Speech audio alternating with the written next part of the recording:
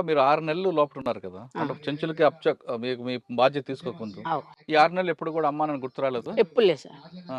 ఎప్పుడు? ఇప్పటికి లేదు. ఆ! అప్పుడే కాదు ఇప్పుడు గూడా లేదు. ఎందుకు అంత కసి? ఇంకెందుకు సార్. హ్మ్.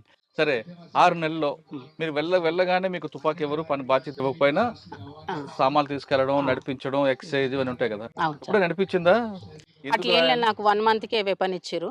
అంటే ఆ రోజు నేను బయట పని చేసిన కదా సార్. పార్టీకి పని చేసిన. ఇక ఆ టైంలో నాకు అన్నోళ్ళు ఎక్కడో పోతే పోంగానే ఒక వెపన్ ఇచ్చిర్రు. మరుసటి రోజే ఎమ్మటి తిప్పుకున్నారు. అప్పటికి నాకేం ట్రైనింగ్ ఇట్లా ఏమి ఇవ్వలేదు. ఆ తర్వాత ఎప్పుడైనా ఒక బాధ గాని, ఒక భయం గాని అనిపించలేదా? నాకు లేదు సార్. నైట్ టైమ్ చీకట్లో, ఎ అడవిలో పాము ఇవన్నీ వస్తుంటాయి కదా! ఎప్పుడు లేదు సార్. ఆ! ఎప్పుడు లేదు. మీతో పాటు ఎవరుండేవారు అక్కలింకా? నాతో పాటు ఇక్కడ ఉన్నవాళ్ళు కవితక్క ఆ! ఇప్పుడు చేసింది.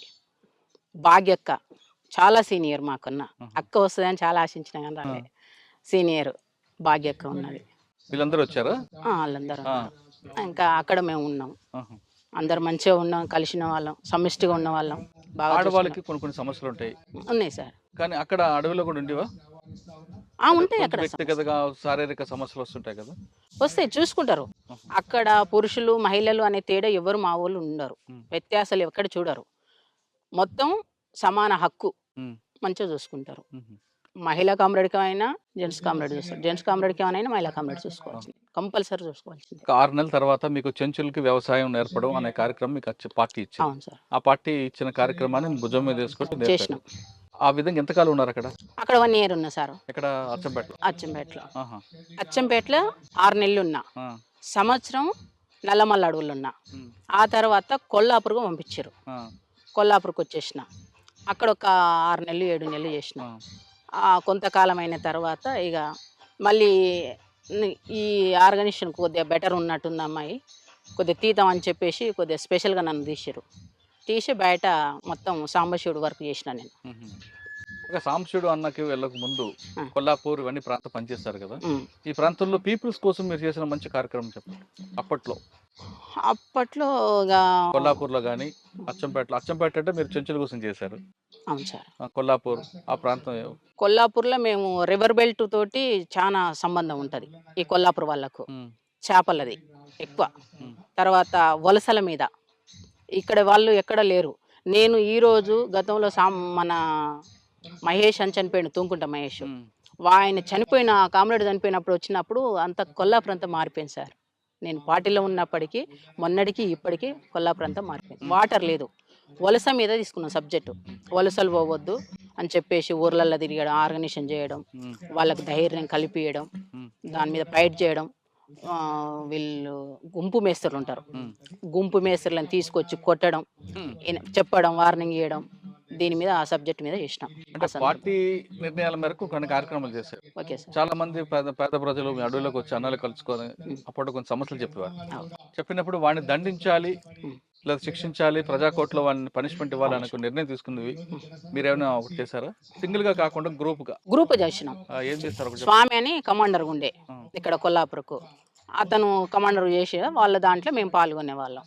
ఇక ప్రజా కోర్టు పెట్టడం, కూర్చోబెట్టి, పిలిపిచ్చి మాట్లాడడం, ఇనకపోతే తనడం అవన్నీ చేసాం సార్. ప్రజా కోర్ట్‌లో మీరు ఒకటి సంఘటన చెప్పండి బాగా గుర్తుండిపోయింది. ప్రజా కోర్టు అంటే షింగోటం జరిగింది సార్. అక్కడ మాట్లాడిర్రు. సాంబశివుడు మాట్లాడిండు. నేను సెంట్రీ పోస్టు. హ్మ్. నీవెక్కడివో సార్ నాది సెంట్రీ పోస్టు. అది. అట్లా. హ్మ్. అక్కడ అంటే తర్వాత కుడికిళ్ళలో గుడక ప్రజా కోర్టు పెట్టినాం. ఆహా! ఆడ గుడక కొంతమందిని పిలిపిచ్చి మాట్లాడి, ఆడ గుడక ఇంటర్వ్యూ ఇచ్చి అవి చేసేసినాం. అక్కడ గుడక. ఓకే. హ్మ్. నల్లమలలో మీరున్న సమయంలో సార్. సాంబశివుడు అన్నతో ఎక్కువగా ఉండేవారు కాబట్టి, అవును. ఆయన మీద అటాక్ చేయడానికి చాలా రకాలుగా దాడులు జరిగాయి కదా! ఎక్స్‌చేంజ్ అవును ఆఫ్ సార్. ఫైర్‌లు. ఒకటి తప్పించుకున్నారా ఏమన్నా? ఒకటేమైనా గుర్తుందా? ఎవరు సాంబశివుడా? మేమా? మీరు. నేనా సార్? ఆయనతో పాటు ఉన్న సమయంలో. సార్. ఒకటి చెప్పండి. ఇది మన కొండనాల బిల్లకల్ అడవులు సార్. హ్మ్. బిల్లకల్ దగ్గర గుట్ట ఉంటది పైన. చెరువు మీద. రుసుల చెరువు మీద ఉంటది ఒక గుట్ట. ఆ రుసుల చెరువు మీద ఈవినింగ్ ఫుల్లు బ్యాచీలు. ఈవినింగ్ అయింది. ఒక కామ్రేడ్ చాలా చాయ్ పిచ్చే కామ్రేడ్‌కు. ఇక వచ్చేసి మొత్తం కట్టెలు ఇడిచేసి చాయ్ పెడుతున్నాడు. ఆ టైంలో నేనేం చేసినా అంటే, నేను అప్పటికి 1+1 కమాండర్ నేను. నేను వెళ్ళిపోయినా. వెళ్ళిపోయి మొత్తం అన్నీ ఇంత కటింగ్ పేపర్ తీసుకొని పోయినా. వాళ్ళు చదువుతుంటే నేను బయటికి ఎట్లా పోయినా వాష్రూమ్కి పోయినా. వెపన్ పెట్టుకొని వస్తారు. మ్మ్. వెపన్ పెట్టుకొని వస్తుంటే ఏందబ్బా వీళ్ళు నల్గొండలా మనోళ్ళ అని చెప్పేసి నేను చూసేసిన. ఇద్దరు అక్కలు సెంట్రీలు ఉండరు. కొద్దిగా అక్కలు కొద్దిగా ఏదో టెన్షన్ పడ్డరు, డౌన్ అయిపోయారు. కూర్చున్న వాళ్ళు డౌన్ అయిపోయారు, అట్లే పండుకున్నారు. ఎందుకు పండుకున్నారు అబ్బాయిలు అని చెప్పేసి అని నేను చూసే వరకు 5 మంది మంచిగా వస్తారు. పోలీసులు. పోలీసు వాళ్ళు ఇన్సాస్లు వేసుకొని వస్తారు. మ్మ్. మాకే నల్గొండలో ఏపీటీ ఉన్నది, కానీ ఈడ కాదు కదా ఏపీటీ, ఇక్కడ ఎందుకు వస్తారు అని చెప్పేసి నాకు డౌట్ వచ్చింది. వచ్చేసి ఎమ్మటే ఫైర్ అని గట్టిగా కాసిచ్చేసిన, ఎమ్మటే ఫైర్ చేసేసిన. సాంబశివుడు, రమాకాంత్ వీళ్ళంతా రిట్రీట్ అయ్యారు. మ్మ్. నేను ఒక్కదానే అయిపోయిన అక్కడికి. సెంటర్ పండుకుంది. ఎమ్మటే నా మీద అటాక్ చేసేసారు. 5 మంది వెపన్స్తో మొత్తం నా మీద తూటాలు గురిచేసినాయి. ఎమ్మటే గాయం ఇక్కడ నుంచి ఇక్కడ మొత్తం ఇక్కడ వరకు ఇంకా ఉంది బుల్లెట్. మ్మ్. ఇక గాయాలైనాయి. ఇక అందరు వారిపోయారు, ఒక 3 ఉన్నారు. నన్ను తీసుకుపోయారు. ఇంకా మా ఎమ్మటే మొత్తం బ్లడ్. ఎవరు తీసుకెళ్లారు మిమ్మల్ని? మా కామ్రేడ్స్ 2 ఉన్నారు నా ఎమ్మటి, జెంట్స్ కామ్రేడ్ 2. ఇంకా అన్నలు తీసుకుపోతుంటే ఆ అన్నలు ఎమ్మటి నేను పోతుంటే నా ఎమ్మటే బ్లడ్ వస్తుంది. ఆ బ్లడ్ ఎమ్మటే వచ్చేసారు పోలీసులు. ఆ. ఆ. అప్పుడు ఒక 8 రోజులు మేము డివైడ్ అయిపోయినాం. ఎక్కడోళ్ళం అక్కడ డివైడ్ అయిపోయి చాలా ఇబ్బంది పడ్డాం. మ్మ్. ఆ ఎన్కౌంటర్లు మామూలు ఎన్కౌంటర్, అన్ని ఎన్కౌంటర్లు చాలా, కానీ ఆ ఎన్కౌంటర్ స్పెషల్ సార్. మ్మ్. ఎందుకు అంటే ఎక్కడోళ్ళు అక్కడ విడిపోయారు, నాకు గాయమైంది.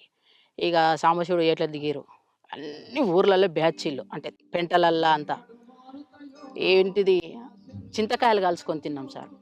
తర్వాత మన బియ్యం నానబెట్టుకొని, ఆ ఎమర్జెన్సీ బాటిల్ ఉంటే మాకు ఎమర్జెన్సీకి ఇక్కడ, అందులో బియ్యం నానబెట్టుకొని తినేసినాం. 2 డేస్ అయింది, సాధ్యం అయితే లేదు.